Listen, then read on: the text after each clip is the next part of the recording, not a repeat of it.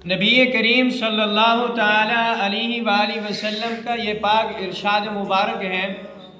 کہ جو شخص اچھی طرح وضو کرے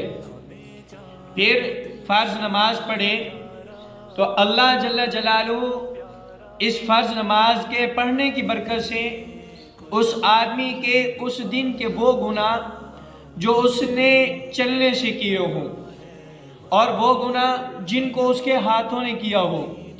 اور وہ گناہ جو اس کے کانوں سے صادر ہوئے ہوں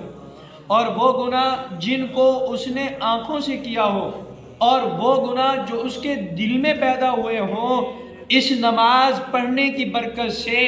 اللہ جل جلالہ اس کے سارے دن کے گناہوں کو معاف فرما دیتے ہیں۔ تو دوستو کتنی بڑی فضیلت کی بات ہے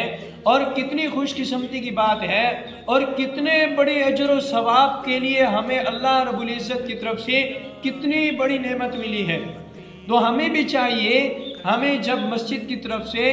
مسجد میں سے اذان کی آواز سنائی دے تو ہم فوراً اللہ کے گھر کی طرف لوٹیں، فوراً نماز کی طرف پلٹیں، فوراً مسجد کو آئیں، تاکہ ہمارے جو گناہ ہوئے ہیں، ہاتھوں سے ہوئے، کانوں سے ہوئے، زبان سے ہوئے، آنکھوں سے ہوئے، چلنے سے ہوئے، اٹھنے سے ہوئے، بیٹھنے سے ہوئے، جس حالت میں بھی گناہ ہوئے،